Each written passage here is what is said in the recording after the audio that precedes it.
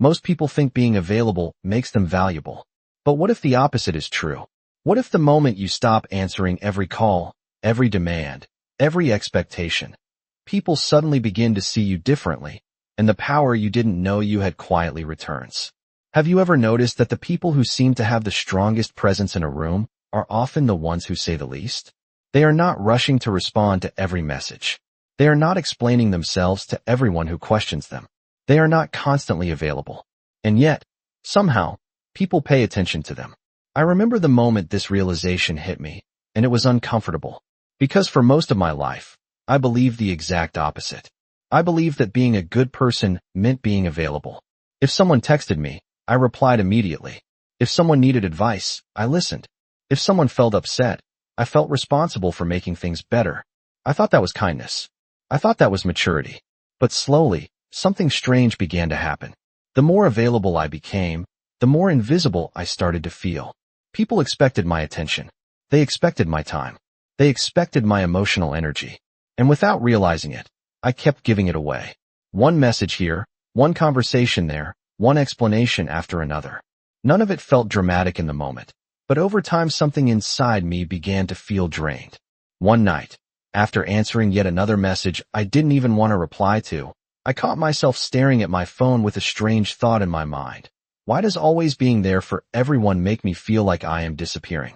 That question refused to leave me. And the more I began observing the world around me, the more I noticed a pattern I had never seen before. The people who seemed the most respected were not the ones constantly reacting. They were not the ones always explaining themselves. In fact, many of them did something very different. They paused. They observed. Sometimes they simply remained silent. And strangely, the less they made themselves available, the more powerful their presence became. Around that time I started exploring the ideas of Carl Jung, and one concept stopped me in my tracks. Jung believed that human attention and emotional energy are not unlimited resources. Every reaction we give, every explanation we rush into, every emotional response we offer consumes a part of our inner energy. And most of us spend that energy without even realizing it. Which raises a question that might change the way you see your life. What if the real problem isn't that people ask too much from us, but that we have been trained to give ourselves away too easily? What if constant availability isn't kindness at all, but a habit we never stop to question? And what if the moment you stop being available for everything, everything begins to change? Hello everyone. Welcome to the Inner Code. If this kind of deep reflection speaks to you, take a moment to subscribe to the channel and support the journey. Your support helps us continue exploring ideas that challenge how we see ourselves and the world. Because what we are about to uncover might completely change the way you think about attention, energy, and the quiet power of choosing when not to respond. But once that question entered my mind, I realized something even more unsettling. The habit of always being available did not appear in my life by accident. It had been quietly built into me long before I ever noticed it. When I began looking back at my childhood and early adulthood, I could see the pattern clearly. We are taught very early that being a good person means being agreeable. The child who helps everyone is praised. The student who never causes problems is admired. The employee who answers emails instantly is considered responsible. And the friend who is always there, no matter the hour, is called loyal. None of these values are inherently wrong. Kindness and reliability are beautiful qualities. But somewhere along the way, many of us absorb a subtle message without realizing it. We begin to believe that our value depends on how accessible we are to others. The more available we are, the more accepted we feel. And the more accepted we feel, the more we repeat the behavior. It becomes a quiet loop that shapes our identity. I remember noticing this in small, everyday moments. A message would appear on my phone while I was tired or distracted, and even if I did not feel like responding, something inside me pushed me to answer immediately. Not because the message was urgent, but because I did not want to appear distant. I did not want the other person to think I was ignoring them. And if I am honest, there was always a deeper fear beneath that impulse. The fear that if I stopped responding the way people expected, they might stop valuing my presence. This is where Carl Jung's idea of the persona suddenly began to make sense to me in a very personal way. Jung described the persona as the social mask we develop in order to navigate the expectations of the world. It is the version of ourselves that fits comfortably into society. It speaks politely, behaves appropriately, and adapts to the emotional climate around it. The persona is not necessarily false, but it is selective. It highlights the parts of us that are accepted and hides the parts that might disrupt harmony. Over time, however, something subtle can happen. We begin to identify so strongly with this social mask that we forget it is a mask at all. We start believing that our role as the helpful friend, the dependable colleague, or the emotionally available partner is simply who we are. And because of that, we rarely question the cost of maintaining that role. But when I began paying closer attention to my own behavior, I noticed something that felt deeply uncomfortable. Many of the moments when I said yes were not acts of generosity. They were acts of adaptation.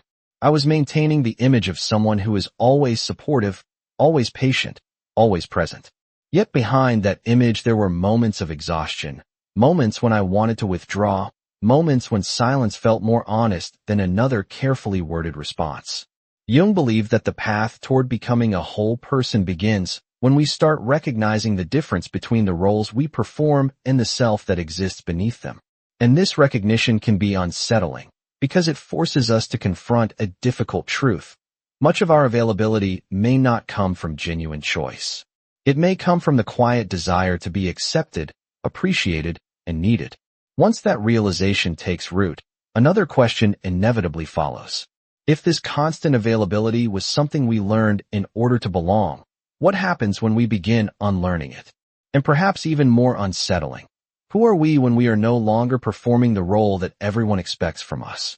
And that question stayed with me longer than I expected, because the moment you begin questioning a role you have played for years, you start noticing something else that was hidden beneath it, the quiet cost of your own energy. I did not understand this at first. For a long time, I believed energy was something simple, something physical. If I slept well, drank coffee, and stayed productive, I assumed my energy was fine. But what Carl Jung suggested is far more subtle than that. He believed that every human being carries a form of psychological energy, what he often called psychic energy. It is the invisible fuel that powers our attention, our emotions, our creativity, and even our sense of meaning. And the more I observed my own daily life, the more I realized how easily this energy leaks away, not through dramatic events, but through small, repeated reactions that seem harmless in the moment. A message that interrupts your focus. A conversation that drifts into emotional territory you never intended to enter. A moment where you explain yourself to someone who was never truly trying to understand you in the first place. Each of these moments seems insignificant, but together they form a pattern. And patterns are powerful. I remember one particular afternoon when this realization became painfully clear. I had planned to spend the day working on something important to me, something that required deep focus and reflection. But instead, the day slowly dissolved into fragments. A message from a friend asking for advice. An unexpected call that turned into a long, emotional conversation. A few minutes scrolling through responses and notifications. By the evening, I had done almost nothing I originally intended. And what struck me most was not the lost time. It was the feeling inside my mind. I felt scattered. My thoughts felt heavy and unfocused, as if my attention had been pulled in too many directions at once. That was when Jung's idea of psychic energy suddenly stopped being theoretical. It became obvious. Every reaction we give is not just a moment of time. It is a transfer of energy. When we respond emotionally, when we explain ourselves repeatedly, when we absorb other people's frustrations, we are investing pieces of our inner attention. And attention is one of the most valuable psychological resources we possess. Yet most of us spend it automatically. We answer immediately because it feels polite. We engage in conversations because we do not want to seem distant. We explain our choices because we want to avoid misunderstanding. None of these behaviors are inherently wrong, but when they happen constantly, they create a silent drain on our inner stability. Jung believed that attention directs psychic energy. Wherever our attention goes, our inner resources follow. And when attention is scattered across too many external demands, the mind slowly loses its ability to remain centered. This may explain why so many people feel mentally exhausted even when they have not done anything physically demanding. Their energy has been spent in hundreds of small reactions throughout the day. Messages answered without reflection. Emotional tensions absorbed without boundaries. Explanations given to people who were never truly listening. The strange part is that this pattern often feels normal because it happens gradually. We do not notice the drain until we feel the result. A constant background fatigue, a lack of clarity, a sense that our thoughts no longer belong fully to us. When I began recognizing this pattern, a quiet realization emerged that changed the way I viewed my interactions with the world. Protecting your energy is not selfish. It is psychological survival. Because the moment your attention is constantly pulled outward, your inner voice becomes harder and harder to hear. And without that inner voice, it becomes almost impossible to know whether the life you are living is truly yours, or simply the result of endless reactions to the expectations around you. And once I began to see how easily my energy was being spent, another realization followed that was even more uncomfortable. The world does not simply receive our availability, it learns to depend on it. At first, this idea felt unfair to admit. I wanted to believe that most of my interactions with people were purely innocent exchanges of support and kindness. And in many cases, they were. But as I started paying closer attention, I noticed subtle patterns that had always been there, but had never fully entered my awareness. Certain people only reached out when they needed emotional reassurance.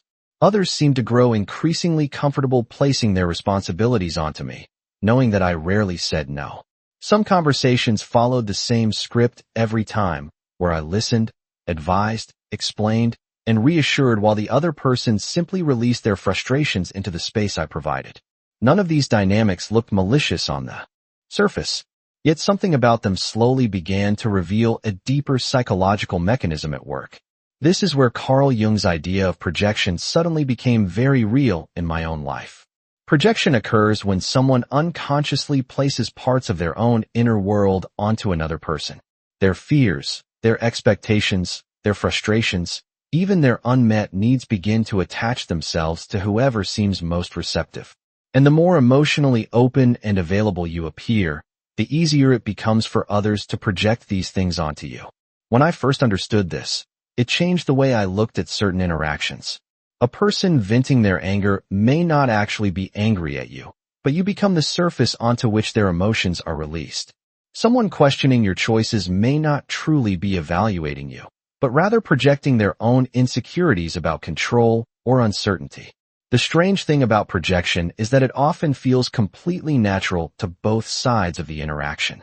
The person projecting believes they are simply expressing themselves, and the person receiving the projection may feel an unspoken obligation to respond, explain, or fix the situation. But what makes this dynamic powerful is that it quietly forms a psychological loop. The more you respond to projections, the more people learn that you are the place where those emotions can be deposited. Over time, your role in the interaction becomes predictable. You are the listener. You are the advisor. You are the emotional regulator in the room. And the moment roles become predictable, the dynamic stabilizes. People stop questioning whether they should place their emotional weight onto you, because experience has already shown them that you will carry it. I remember one moment when this realization surfaced with startling clarity. Someone close to me was speaking about a problem they had experienced repeatedly in their life.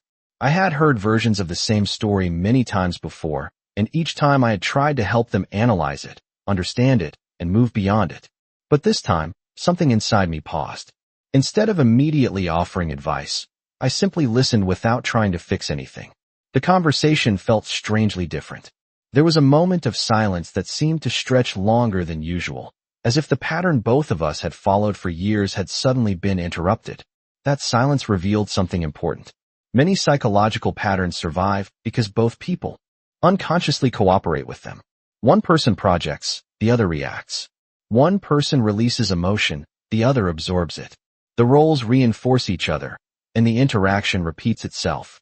But the moment one side stops reacting in the expected way, the entire structure begins to shift. Jung believed that becoming conscious of these unconscious dynamics is one of the most important steps towards psychological maturity. Because once you recognize a pattern, you gain the freedom to respond differently. And sometimes the most powerful response is not a reaction at all. Sometimes it is the quiet decision to step outside the role that the world has unconsciously assigned to you. And once I understood how easily these invisible roles could shape my interactions, I began experimenting with something that felt surprisingly difficult at first, choosing silence where I once would have reacted. It sounds simple when you say it out loud. Just pause. Just do not answer immediately. Just observe instead of responding. But in reality, breaking a psychological habit that has lived inside you for years can feel almost unnatural. The first time I deliberately chose not to respond right away, I remember feeling a strange tension in my chest. It was as if a small voice inside me kept whispering that I was doing something wrong, that I was being rude, that I was disappointing someone. For most of my life, silence had always felt like a problem that needed to be filled. If a message appeared, it deserved a response.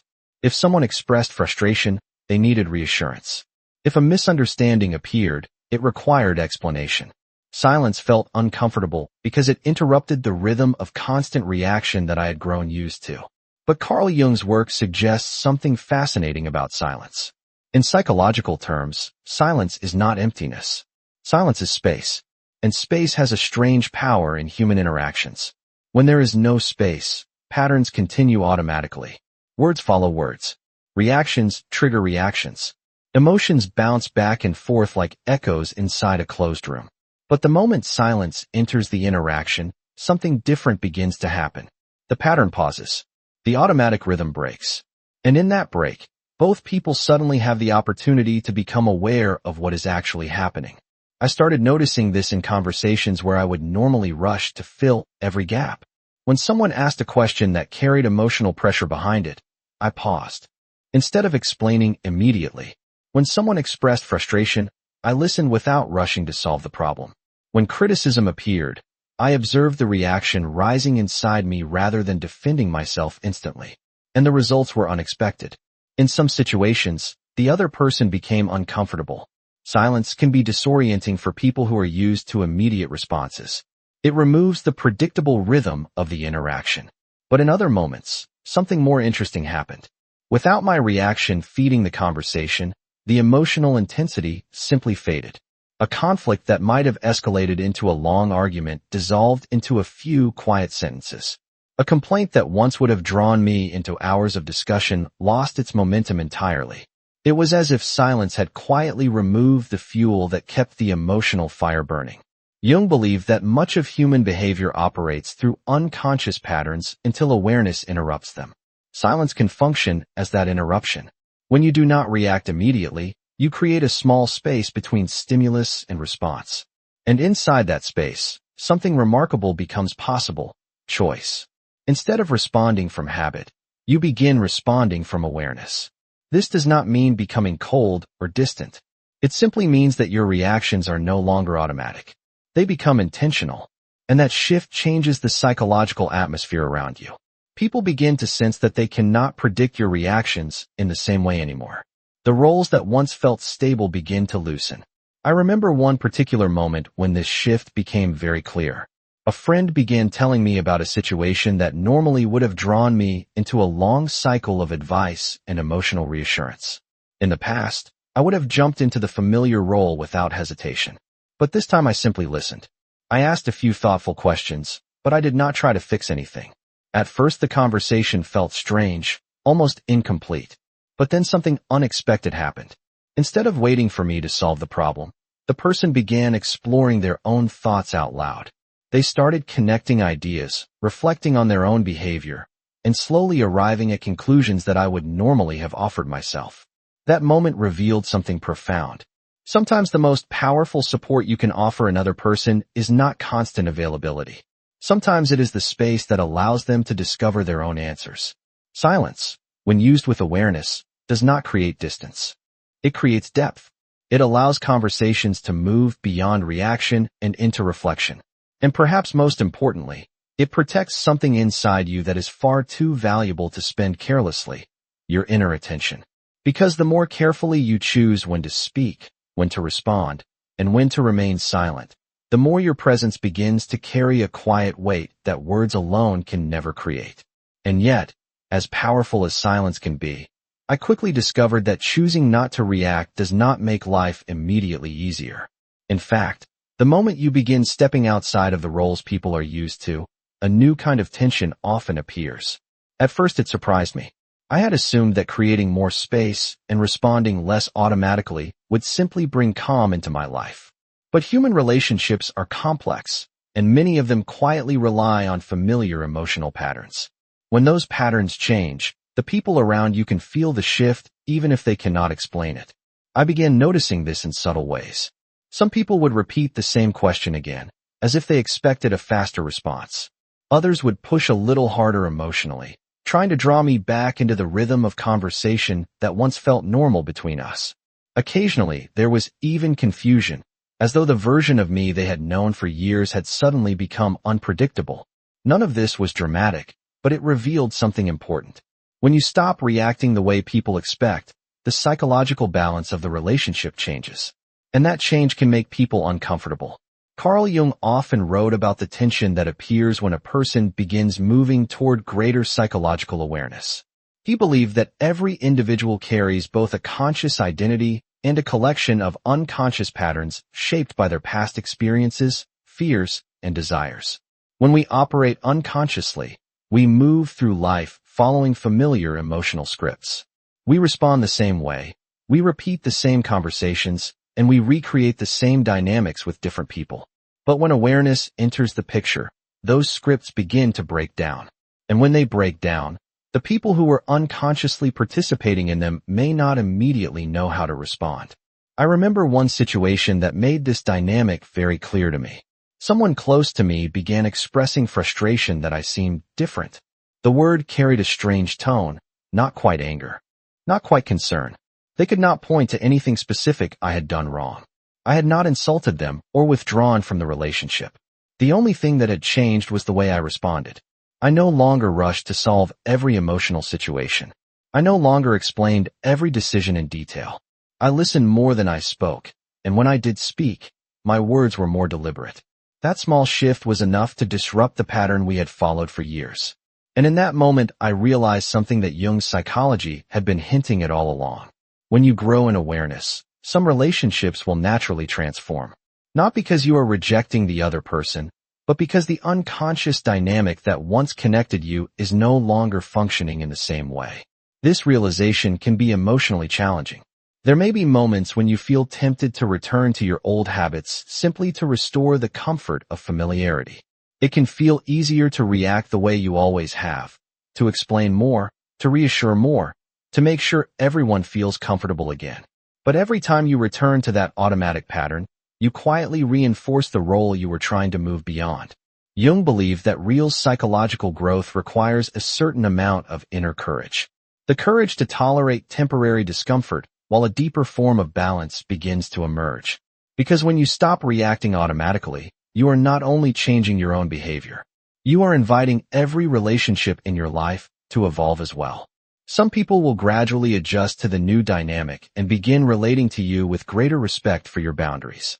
Others may slowly drift away because the unconscious roles they once relied on are no longer available. Neither outcome is necessarily negative. It simply reveals which connections are capable of growing alongside your awareness and which ones depended on the old patterns remaining unchanged. And perhaps the most important lesson in this stage of the journey is learning not to panic when that tension appears. Discomfort does not always mean something is wrong. Sometimes it simply means that an old psychological structure is dissolving, making room for a more honest way of relating to the world and to yourself. And once I stopped resisting that tension, I began to notice that something much deeper was quietly unfolding beneath the surface of my daily interactions. It was not just about setting boundaries or responding less often. It felt as if I was slowly rediscovering parts of myself that had been buried under years of constant adaptation. For a long time, I had shaped my behavior around the expectations of the people around me, not in an obvious way, but in hundreds of small adjustments. I softened certain opinions. I gave more attention than I truly had to give. I stepped into roles that made other people comfortable even when those roles did not fully reflect who I was becoming. At the time, these adjustments felt harmless, even necessary. But when I began creating space between stimulus and response, something unexpected appeared in that silence. I started hearing my own thoughts more clearly. Not the quick reactions that come from habit, but the quieter voice underneath them. Carl Jung described this stage of psychological development as part of the process of individuation. It is the gradual movement toward becoming a whole person rather than a collection of social roles. According to Jung, many people spend years identifying themselves through the masks they wear in different areas of life. The responsible colleague, the supportive friend, the agreeable partner, the dependable family member. These identities are not false, but they are incomplete. They represent the parts of us that are easiest for the world to accept. What often remains hidden are the deeper instincts, the personal values, and the unique perspective that belong only to us. When I first encountered this idea, I assumed individuation would be some kind of dramatic transformation. I imagined it as a moment of sudden clarity where everything about life becomes obvious. But the reality felt far more subtle. It happened through quiet observations. Moments where I noticed that certain conversations no longer interested me the way they once did. Situations where I felt less pressure to explain my choices. Times when solitude felt less like loneliness and more like a form of alignment with myself. One evening stands out in my memory. I was sitting alone after a long day, thinking about how differently I now experienced my own presence in the world. The external structure of my life had not changed dramatically. I still worked, still spoke with friends, still moved through the same routines. Yet internally something felt more stable. The constant urge to react, to clarify, to maintain every interaction had softened. In its place, there was a growing sense that my attention belonged to me again. Jung believed that individuation does not isolate a person from society. Instead, it allows a person to participate in the world with greater authenticity. When you are no longer driven primarily by unconscious roles, your actions begin to reflect a deeper inner center. You speak when you truly have something to say. You offer attention where it genuinely matters. And when you remain silent, it is not because you feel powerless, but because you are no longer compelled to respond to every external signal. The paradox of this transformation is that the less you try to prove yourself through constant availability, the more grounded your presence becomes. People begin to sense that your attention is not automatic. It is intentional, and that intention carries a quiet weight that words alone cannot create. In many ways, the journey that began with a simple question about availability had slowly turned into something much larger. It had become a rediscovery of identity, a gradual return to the inner center that had always existed beneath the roles I once believed defined me. And as this quiet return to my inner center became clearer, I began to realize that the most important change was not happening in the outside world at all. It was happening in the way I related to my own attention. For years I believed that strength meant doing more, responding faster, being present everywhere at once. But what this journey slowly revealed to me is that real strength often looks like restraint. It looks like choosing where your energy goes, and just as importantly, where it does not go. When you stop being available for every demand placed upon you, something subtle begins to reorganize inside your life. Your attention stops scattering across dozens of small reactions. Your thoughts become clearer. Your conversations become more intentional. Even your relationships begin to change shape, because the ones that remain are no longer built on habit, but on mutual awareness. Carl Jung believed that psychological maturity does not come from controlling the world around us. It comes from understanding the forces within us that drive our behavior. And one of the most powerful forces is our need to be seen, accepted, and needed by others. That need is deeply human. But when it unconsciously governs every interaction, it slowly pulls us away from our own center. The lesson I had to learn, and perhaps the lesson that many of us eventually face, is that protecting your inner energy is not an act of rejection toward the world. It is an act of responsibility toward yourself. Because the moment your attention is constantly pulled outward, you begin living according to external demands rather than inner clarity. So how does this idea translate into everyday life? It does not require dramatic changes or sudden isolation from the people around you. In fact, the most powerful shifts are often the smallest ones. It can begin with a pause. The next time a message arrives that immediately demands your emotional energy, give yourself a moment before answering. Not to ignore the person, but to check in with yourself first. Ask whether your response is coming from genuine willingness or from automatic habit. In conversations, allow silence to exist without rushing to fill it. Notice how often explanations appear simply because we feel uncomfortable leaving things unsaid. And perhaps most importantly, begin observing where your attention naturally feels alive. Which people, ideas, or activities bring a sense of clarity rather than exhaustion. These observations slowly guide you back toward a more balanced relationship with your own energy. Over time, you may notice something surprising. When your attention is no longer scattered everywhere, your presence becomes more grounded. The words you do speak carry more meaning, and the connections you maintain become more authentic because they are chosen rather than automatic. In the end, the real transformation was never about withdrawing from the world. It was about returning to myself within it. Learning that attention is one of the most valuable things we possess, and that giving it consciously is one of the most powerful choices we can make. Now I would love to hear your perspective. Have you ever experienced a moment when stepping back, even briefly, changed the way people treated you or changed how you saw yourself? If this reflection resonates with you, please share your thoughts in the comments so others can learn from your experience as well. And if you enjoy exploring these deeper psychological ideas together, consider subscribing to the channel to support the inner code and help us continue creating meaningful conversations in the videos ahead.